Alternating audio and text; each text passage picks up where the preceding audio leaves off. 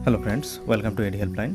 आज के इस वीडियो में मैं आपको दिखाऊंगा, अगर आपके पास front load fully automatic washing machine है, कोई भी कंपनी का हो, उसमें जो पावर मॉड्यूल या फिर मेन पीसीबी होता है वो अगर किसी कारण से ख़राब हो जाए या फिर फॉल्टी हो जाए तो उसे किस तरह से रिप्लेस किया जा सकता है। जैसे कि यहाँ पे देख सकते हैं, मेरे पास बॉश का एक fully automatic 8 kg front load washing machine है। इसका जो मेन पीसीबी या फिर पावर मॉड्यूल है ये बिगड़ चुका है, इसलिए डिस्प्ले में मुझे इस तरह का एक डोर लॉक ब्लिंकिंग का एरर सिंबल आ रहा है। ये डोर लॉक ब्लिंकिंग का जो प्रॉब्लम है, इसके लिए और भी कई सारे रीज़न होता है, जैसे कि वोल्टेज का फ्लैक्चुएशन या फिर पानी का प्रेशर बहुत कम होना। लेकिन मैंने वो सारा चेक किया, उसमें कोई फॉल्ट मुझे नहीं दिखा। तो उसके बाद मैंने कस्टमर केयर में सर्विस के लिए रिक्वेस्ट डाला था। तो जब टेक्नीशियन आए, उन्होंने इसे चेक किया और उसके बाद उन्होंने बोला कि इसका जो पावर मॉड्यूल है या फिर मेन पीसीबी है उसे रिप्लेस करना होगा। तो मैं आपको प्रॉब्लम दिखाता हूँ क्या फेस कर रहा था मैं। मशीन को ऑन करने के बाद कोई भी अगर वॉशिंग प्रोग्राम में सिलेक्ट करता हूँ, उसके बाद जो स्टार्ट का ऑप्शन है उसे प्रेस करने के बाद अब देखेंगे थोड़ा देर पानी आएगा, ज़्यादा नहीं, मैक्सिमम 4 या 5 सेकंड के लिए पानी आएगा। उसके बाद पानी आना भी स्टॉप हो जाएगा। उसके बाद मशीन बिल्कुल 1-2 मिनट के लिए एकदम बंद हो जाएगा, सिर्फ डिस्प्ले ऑन रहेगा, लेकिन कोई एक्टिविटी यहाँ पे नहीं होगा।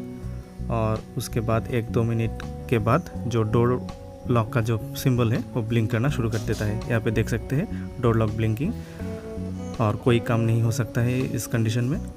और ये प्रॉब्लम एक बार नहीं, मैंने ख़राब होने के बाद जितना बार भी ट्राई किया, बार बार यही प्रॉब्लम हो रहा था, कोई वॉशिंग यहाँ पे शुरू ही नहीं हो रहा था। तो इसके बाद कंपनी टेक्नीशियन पहली बार आए और इस वॉशिंग मशीन का जो मॉडल नंबर और वॉशिंग मशीन का जो बिल था, ये दोनों का उन्होंने फ़ोटो ले लिया है। और उसके बाद जो पावर मॉड्यूल है उसके लिए कंपनी में ऑर्डर कर दिया था, और 7 डेज़ के बाद वो power module local service centre में आ गया और उसे लेके आज ये टेक्नीशियन भैया हमारे घर में आए हैं। चलिए हम देखते हैं इसे किस तरह से ठीक करते हैं। ये पहले इस वॉशिंग मशीन का बैक पैनल का जो ये पार्ट है, ये स्क्रू की मदद से यहाँ पे अटैच किया हुआ था, ये स्क्रू इन्होंने खोल लिया है। और स्क्रू को खोलने के बाद ये बैक पैनल हट गया है, और यहाँ पे ये जो केस देख रहे हैं आप, इसके अंदर ही हमारा जो पावर मॉड्यूल या फिर मेन पीसीबी है वो रहता है। देखिए, फुल्ली ऑटोमेटिक वॉशिंग मशीन में आपको 2 तरह का पीसीबी दिखेगा। एक होता है डिस्प्ले पीसीबी, जो कि डिस्प्ले बोर्ड के ठीक पीछे रहता है, और एक रहता है ये मेन पीसीबी या फिर पावर मॉड्यूल। और जो डिस्प्ले पीसीबी था उसे भी मैंने एक बार रिप्लेस करवाया था, क्योंकि उसमें थोड़ा प्रॉब्लम आ गया था, और आज ये मेन पीसीबी को रिप्लेस करना होगा। देखिए, अगर आपके वॉशिंग मशीन में पावर नहीं आ रहा है, आप स्विच को ऑन कर रहे हैं फिर भी डिस्प्ले ऑन नहीं हो रहा है, तब भी आपको समझ लेना चाहिए कि आपका जो पावर मॉड्यूल है वो ख़राब हो चुका है, उसे आपको रिप्लेस करना होगा। और अगर आपका वॉशिंग मशीन वारंटी पीरियड में है तो आपको ये रिप्लेसमेंट बिल्कुल फ्री ऑफ कॉस्ट किया जाएगा, और वारंटी पीरियड अगर ख़त्म हो जाता है तो इसके लिए आपको पे करना पड़ सकता है। और इस तरह का एक पावर मॉड्यूल का कीमत आप लगभग 10,000 के आसपास हो सकता है, ऐसा टेक्नीशियन ने मुझे बताया था। तो इसलिए अगर आप वारंटी पीरियड में अभी है आपका वॉशिंग मशीन, तो आपका वारंटी को आप ज़रूर एक्सटेंड कर लीजिए। थोड़ा सा पे करने पे आपको वारंटी एक्सटेंशन मिलता है। बॉश के केस में वारंटी आप तब तक एक्सटेंड कर सकते हैं जब तक आपका प्रोडक्ट ओरिजिनल वारंटी पीरियड में होगा। जैसे कि इस मॉडल में 2 इयर्स का कंपनी प्रोवाइडेड वारंटी है, तो अगर मैं इसका वारंटी एक्सटेंड करना चाहता हूं तो मुझे ओरिजिनल जो 2 इयर्स का वारंटी है उसके अंदर ही एक्सटेंड कर लेना होगा। अगर 2 इयर्स ख़त्म हो जाएगा उसके बाद वारंटी को एक्सटेंड नहीं किया जा सकता है। और बॉश के केस में वारंटी आप 2 तरीके से एक्सटेंड कर सकते हो। एक प्रोसेस है ऑनलाइन और दूसरा एक प्रोसेस है ऑफलाइन, जहाँ पे आप लोकल सर्विस सेंटर के मदद से वारंटी को एक्सटेंड कर सकते हो। और ये वारंटी एक्सटेंशन किस तरह से किया जा सकता है और इसका टर्म्स एंड कंडीशन क्या है और कितने साल के लिए आपको कितना रुपीस पे करना पड़ेगा, इस रिलेटेड एक वीडियो में जल्द डाल दूँगा। और उस वीडियो का लिंक आपको बाद में इस वीडियो के डिस्क्रिप्शन बॉक्स में भी देखने को मिलेगा, और इस वीडियो के एंड स्क्रीन में भी आपको उस वीडियो का लिंक मिल जाएगा। यहाँ पे आप देख सकते हैं टेक्नीशियन भैया ने जो पावर मॉड्यूल या मेन पीसीबी का आउटर एक केस था उसके अंदर से इसे निकाल लिया है, और इसमें कई सारे केबल अटैच किया हुआ था, उसे पहले निकाल लेना होगा। और ये रहा वो फॉल्टी पीसीबी या फॉल्टी पावर मॉड्यूल। इसमें आप इसका जो फॉल्ट है वो देख सकते हैं। इसके इस साइड में एक यहाँ पे रस्ट देख सकते हैं, ये रास्टिंग होने के कारण से इसमें पावर सप्लाई में थोड़ा प्रॉब्लम हो रहा था, इसलिए मशीन प्रॉपर्ली वर्क नहीं कर रहा था। यहाँ पे देख सकते हैं ग्रीन कलर में मैंने हाईलाइट किया है इसका रस्टेड पोर्शन, इसके लिए ही इसमें इतना प्रॉब्लम आया था।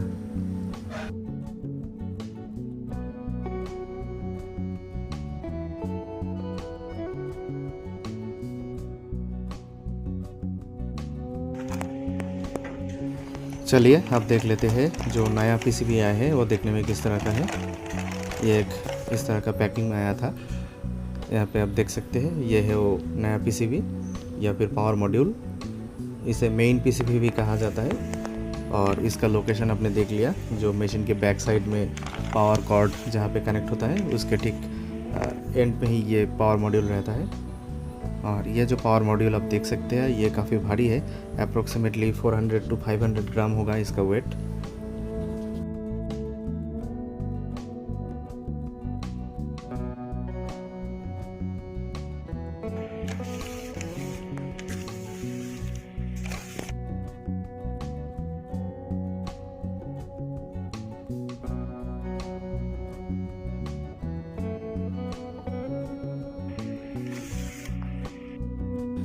चलिए आप साइड बाय साइड देख लेते हैं जो फॉल्टी पीसीबी है और जो नया पीसीबी है।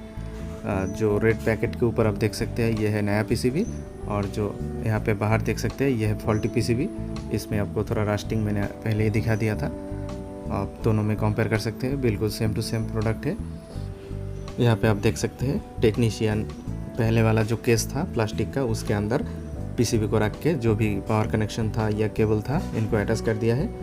अब इसे स्क्रू से टाइट कर देना है वॉशिंग मशीन का जो फ्रेम है उसके साथ, और उसके बाद इसका पूरा प्रोसेस कंप्लीट हो जाएगा। बाद में इसका जो बैक पैनल है उसे सिर्फ अटैच करना होगा। आप देखते रहिए। देखिए अब मशीन को ऑन करने के बाद मशीन ठीक से काम कर रहा है।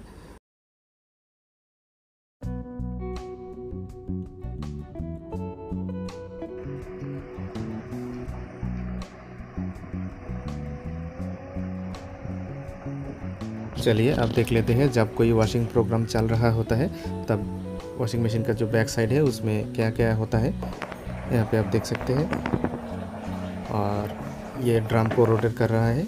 और यहाँ पे ये है इसका मोटर, ये छोटा सा एकदम मोटर है लेकिन ये काफ़ी पावरफुल मोटर है, और ये एक स्ट्रैप के मदद से ड्रम को रोटेट करता है।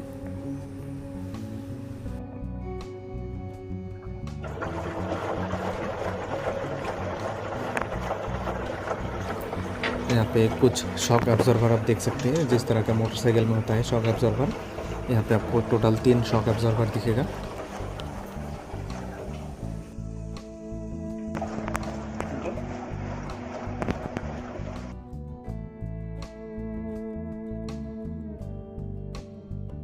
और यहाँ पे इस साइड में आपको 2 शॉक एब्जॉर्वर देखने को मिलेगा, और इस साइड में आपको और एक शॉक एब्जॉर्वर देखने को मिलेगा, यानी टोटल यहाँ पे 3 शॉक एब्जॉर्वर आपको देखने को मिलेगा।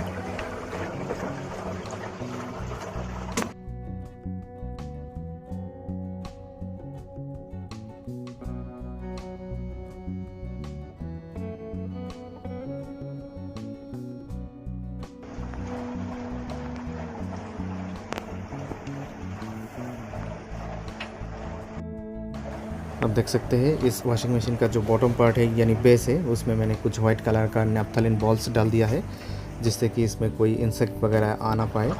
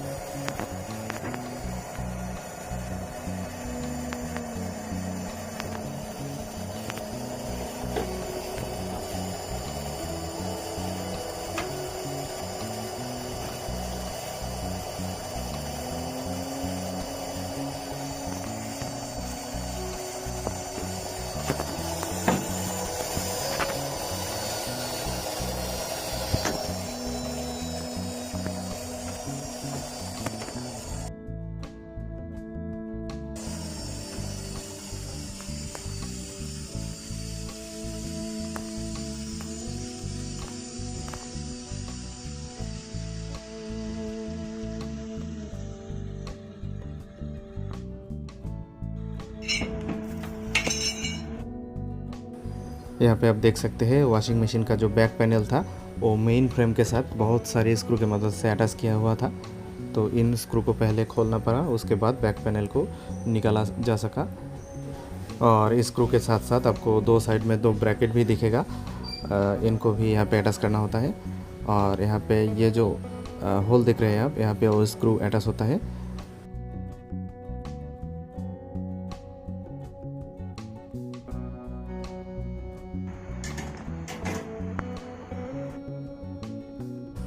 तो आपने देखा इस वॉशिंग मशीन का जो फॉल्टी पीसीबी था या फिर पावर मॉड्यूल था उसे रिप्लेस कर दिया गया है और मशीन भी ठीक ठाक काम कर रहा है।